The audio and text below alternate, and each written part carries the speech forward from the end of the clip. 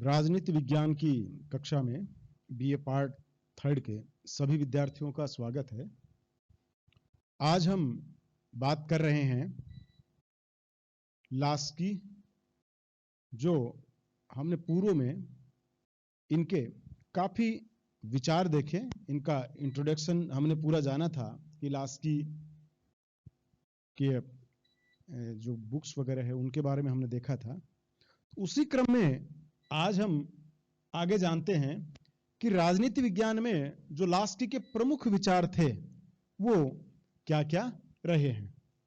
तो इस क्रम में यदि हम बात करें तो मैंने पूर्व में भी आपको बताया था कि लास्की वो विचारक हैं जो कई विचारधाराओं में अपना स्थान रखते हैं।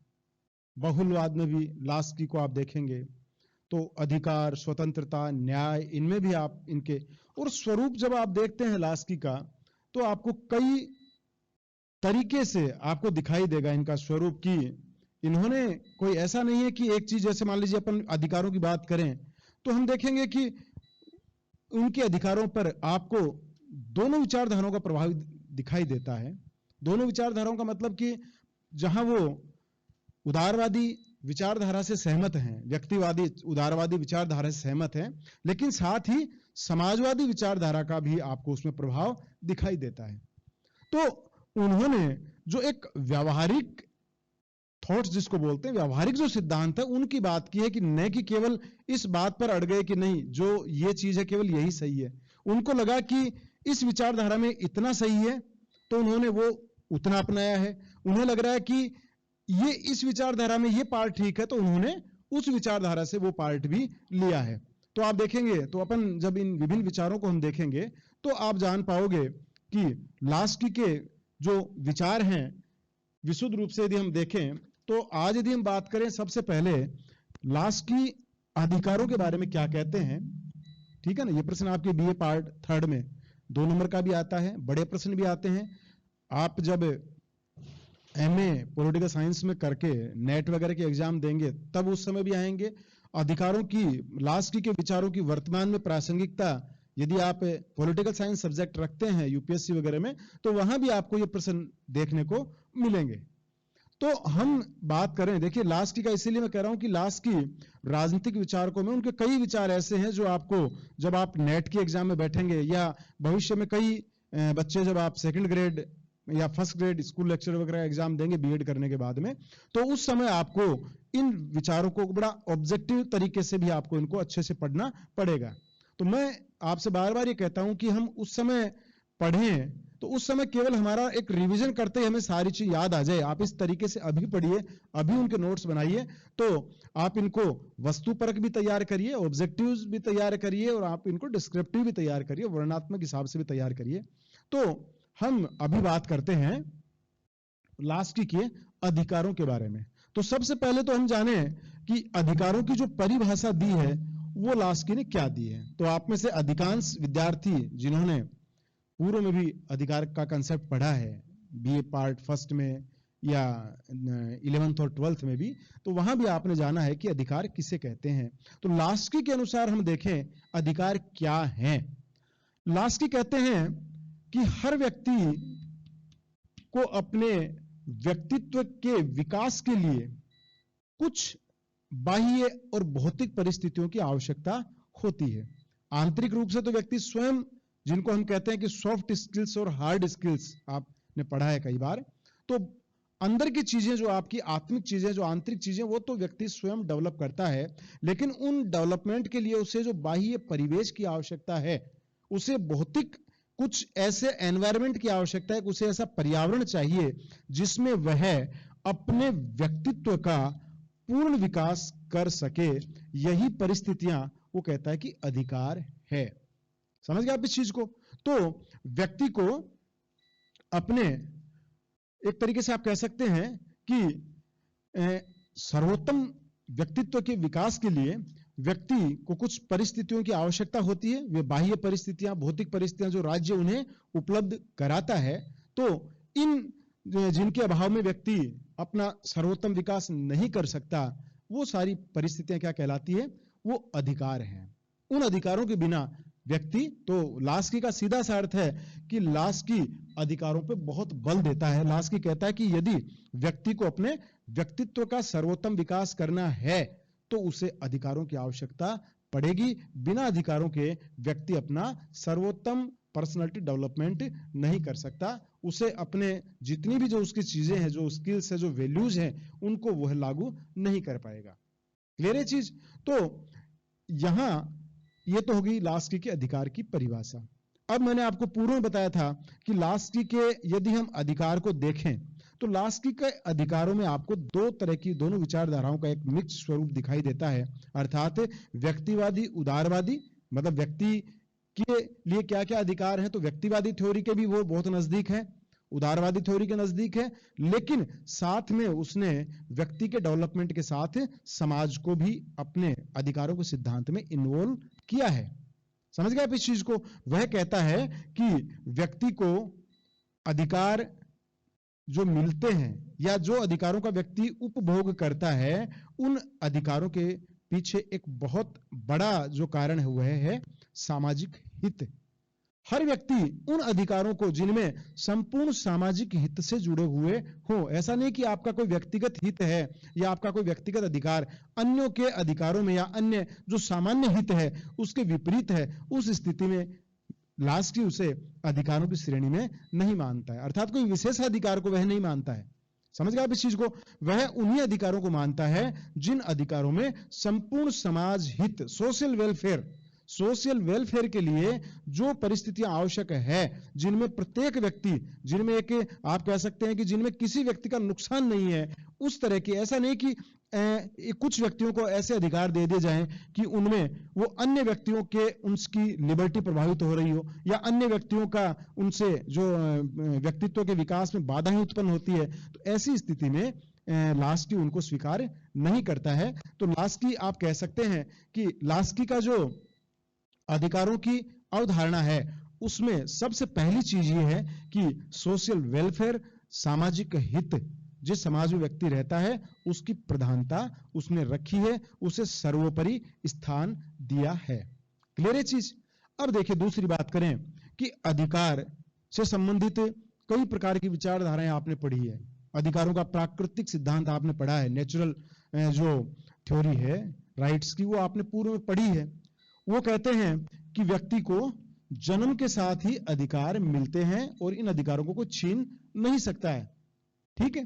प्रकृति प्रदत्त है अधिकार, राज्य द्वारा वो उसको स्वीकार नहीं करते। वो कहते हैं कि प्रकृति, और जैसे आपने जॉन लॉक को उससे पूर्व में पढ़ा है तो आपने वहां भी पढ़ा होगा, जीवन, संपत्ति, स्वतंत्रता। वो कहता है कि प्राकृतिक अधिकार हैं, इनको कोई भी राज्य नहीं छीन सकता, कोई भी राज्य कम ज्यादा नहीं कर सकता। क्लियर है चीज? लेकिन लास्की प्राकृतिक अधिकारों के सिद्धांत में बिलीव नहीं करता है। लास्की प्राकृतिक अधिकार जो हैं, ऐतिहासिक जो हैं, उन सिद्धांतों को विशुद्ध रूप से अस्वीकार करता है। वो कहता है कि अधिकार वही हैं जो, अब इसमें दो चीज उसने ली है, वह कहता है जिनकी समाज मांग करता है और जिन्हें राज्य स्वीकार करता है। समझ गए आप इस चीज को? अर्थात राज्य क्या हो गया? राज्य अधिकारों को मान्यता देने वाली संस्था है, न कि अधिकारों का सृजन करने वाली संस्था। वो अधिकारों का जनक नहीं कहता है राज्य को, वह कहता है कि राज्य क्या है? राज्य अधिकारों को मान्यता प्रदान करता है, उन अधिकारों को जो समाज द्वारा मांगे जाते हैं। जो उसमें भी समाज द्वारा जो मांगे जाते हैं वो कौन से अधिकार होंगे? वो अधिकार जो मनुष्य के न्यायोचित मांगे हैं। देखिए डिमांड्स बहुत होती हैं, लेकिन उन डिमांड्स में भी जो वास्तव में जो जिनका जस्टिफिकेशन हो सके कि वो सोशल वेलफेयर में है, तो एक तरीके से आप कह सकते हैं कि समस्त मांगों में से, जनता द्वारा जितनी भी मांगे होती हैं, उन समस्त मांगों में से जो न्यायोचित मांग है, जिनमें संपूर्ण सामाजिक हित छिपा हुआ है, उन मांगों को जब राज्य स्वीकार करता है तो वे अधिकार के रूप में स्थापित होते हैं। क्लियर? दो चीजें आपकी, राज्य द्वारा मांगे, उन मांगों में से व्यक्तियों द्वारा मांगे, समाज द्वारा मांग की जाती है, और उन मांगों को जब राज्य उसको लगता है कि जो समाज की मांग है वो जायज है, समाज की मांग है वो सामान्य हित की बात कर रही है, सबके हितों से जुड़ी हुई है, किसी भी व्यक्ति का इसमें हित नकारात्मक रूप से प्रभावित नहीं हो रहा है, संपूर्ण लोगों के विकास के लिए आवश्यक है। ये मतलब न्यायोचित की जो एक सामान्य परिभाषाएं होती है, आपने पूर्व में पढ़ा है। तो जब इन सारी चीजों पर राज्य जब इनको मान्यता प्रदान करता है इन सारे आधारों पे, तो वह अधिकार के रूप में स्थापित हो जाता है। तो सीधा सा अर्थ यह है कि समाज मांग करता है और राज्य ये देखता है कि वो मांगे उचित है या अनुचित है। मान लीजिए एक वर्ग मांग कर रहा है, केवल उस विशेष वर्ग के मांगे वो उसी वर्ग तक सीमित है, लेकिन संपूर्ण समाज के अन्य वर्गों को वो नुकसान पहुंचा रही है, तो ऐसी स्थिति में वो कहता है कि ऐसी स्थिति में राज्य उसको अस्वीकार कर सकता है। या दूसरे व्यक्तियों को यदि वो नुकसान पहुंचा रही है, तो ऐसी स्थिति में राज्य उसको अस्वीकार कर सकता है, वह उसे अनुचित मान सकता है। क्लियर है चीज? तो यहां ये चीज बिल्कुल आपको ध्यान में रखनी है कि राज्य लास्की के अनुसार स्वयं अधिकारों का सृजन नहीं करता है, बल्कि व्यक्तियों द्वारा जो मांगे होती है उनको उचित और अनुचित के आधार पे अलग अलग करके जो उचित मांगे हैं समाज की, उनको वह मान्यता प्रदान करके उन्हें अधिकारों के रूप में स्थापित करता है। ठीक है? तो एक यह हो गई कि राज्य अधिकारों का स्रोत नहीं, बल्कि उन्हें मान्यता प्राप्त करने वाली संस्था के रूप में लास्की स्वीकार करता है। ठीक है? तो ये अधिकारों का एक विशेषता हमें, दूसरी विशेषता हमें दिखाई देती है। तीसरी यदि हम बात करें तो यहां लास्की कहता है कि सामाजिक जो पक्ष है वो बहुत आवश्यक है अधिकारों में, अर्थात सामान्य हित।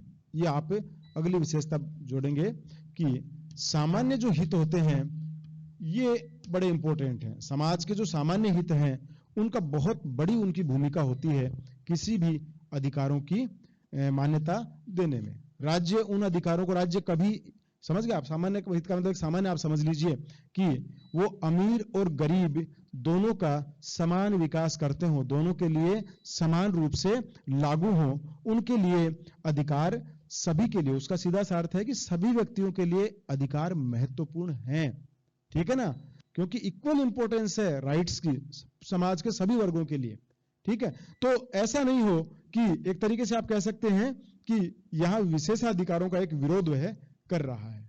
वो ये नहीं कहता कि किसी विशेष व्यक्ति के लिए आप अधिकारों को बहुत ज्यादा मात्रा में बढ़ा दें, अन्य के लिए कम कर दें। उसका सीधा सा अर्थ ये है कि जो अधिकार हैं उनका समान महत्व है, सभी के लिए है, चाहे वो अमीर हो चाहे गरीब हो। जैसे मान लीजिए पॉलिटिकल राइट्स है, आपको वोट देने का अधिकार है आपको, तो वोट ये देख के नहीं दिया जाना चाहिए कि इस व्यक्ति को वोट दिया जाना चाहिए, इसको वोट नहीं मिलना चाहिए, ये व्यक्ति वोट देगा, ये व्यक्ति वोट नहीं देगा।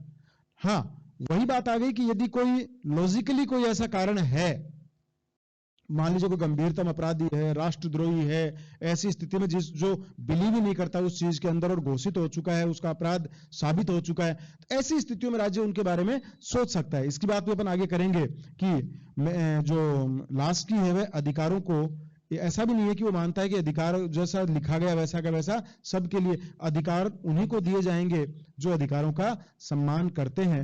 यदि लास्की के अनुसार सीधा सा अर्थ है कि जब आप समाज के दूसरे व्यक्तियों के अधिकारों का सम्मान आप करोगे तो निश्चित रूप से आपको भी, आप अधिकार लेने के भी वास्तविक हकदार हैं। समझ गए आप इस चीजों को? जब आप लोगों के अधिकारों का उल्लंघन कर रहे हैं और फिर आप डिमांड करते हैं कि आपके अधिकार सारे हो लेकिन दूसरों के अधिकार आप छीन लें, दूसरों के अधिकारों का आप रेस्पेक्ट नहीं करें, तो ऐसी स्थिति में यह व्यवस्था करता है कि ऐसी स्थिति में उस व्यक्ति को भी अधिकार प्रदान नहीं किए जाएंगे। तो ये हमने कुछ अधिकारों की एक सामान्य परिभाषा के बारे में जाना है। नेक्स्ट जो इससे वीडियो होगा उसमें हम और अधिक जो लास्की के अधिकारों संबंधी जो विचार हैं उनको हम देखेंगे कि लास्की अधिकारों के बारे में और क्या क्या चीजें हमें बताता है। एक तो ये प्रश्न देखिए, बड़ा प्रश्न भी आ सकता है और छोटा प्रश्न भी आ सकता है। तो बड़े प्रश्न में आता है तो अनेक बार, जैसे आपके बीए पार्ट 3 में जब ये प्रश्न आता है तो कई बार आपसे इतना सा पूछ लिया जाता है कि लास्की के अधिकार एवं स्वतंत्रता पर विचार लिखिए, तो उस स्थिति में भी हमें ये प्रश्न लिखना पड़ेगा उसके उत्तर में। और इसी तरीके से मान लीजिए आ गया कि लास्ट के प्रमुख राजनीतिक विचारों को लिखिए, उस स्थिति में हमें अधिकारों के बारे में वर्णन करना पड़ेगा। और यदि ये प्रश्न आ गया कि लास्ट के प्रमुख राजनीतिक विचारों का उल्लेख करिए, तो उस स्थिति में भी हमें अधिकारों के बारे में लिखना पड़ेगा। तो इसको अच्छे से हमें तैयार करना है। तो बाकी जो इससे संबंधित बातें हैं, अधिकारों से संबंधित, वो हम इससे नेक्स्ट जो वीडियो बनेगा उसमें हम बात करेंगे।